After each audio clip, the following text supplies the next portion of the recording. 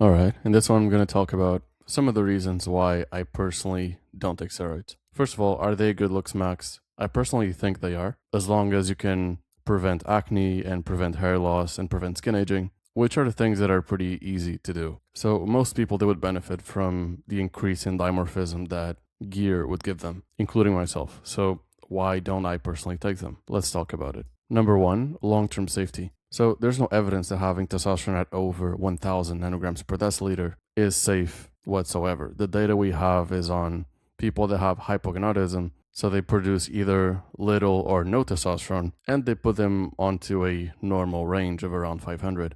This is the data we have on TRT. We don't have data on people having over 1000 nanograms per deciliter, and we especially don't have data on people that are not candidates for TRT. So modern TRT protocols, they have nothing to do with the amounts that have been studied in clinical trials.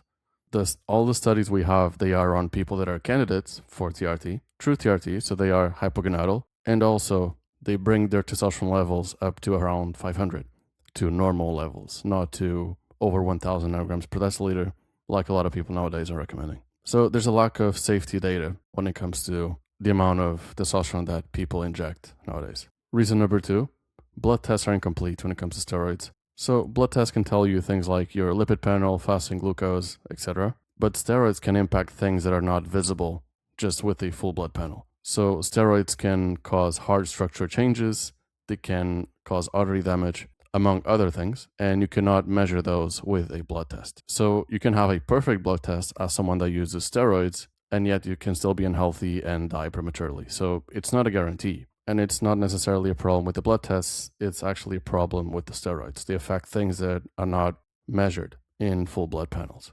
And number three, it's not a silver bullet. So I've seen a lot of people take steroids around me. And even with steroids, unless you're a genetic outlier, getting a great physique takes a pretty long time. So I've seen many people take steroids and only a small percentage actually look good. And the most common pattern between great physiques that I see, it's not even the natty status, it's actually the elemental stuff. So for example, the diet, how many calories you're intaking, the training volume, the training intensity, sleep, things like that. Those are actually, in my opinion, the biggest predictors of a great physique. So I've seen people that take steroids, but this is not in order, so they don't have a good physique. And I've seen people that don't take steroids, and everything here is in order, and they have a great physique. So the basics are actually the most important thing if you want to look good. And the best steroid transformations are the ones where they already had a pretty good amount of muscle mass when they were natty. Probably because it means they already know how to build a good physique. So they have the skills and also they have the genetics for a good physique. But the most important part is probably having the skills for it, knowing how to build an aesthetic physique. If you can do that naturally, you can also do that on gear, of course. But it takes longer than people think. People, when they take steroids, they think they're going to look good in 6 months.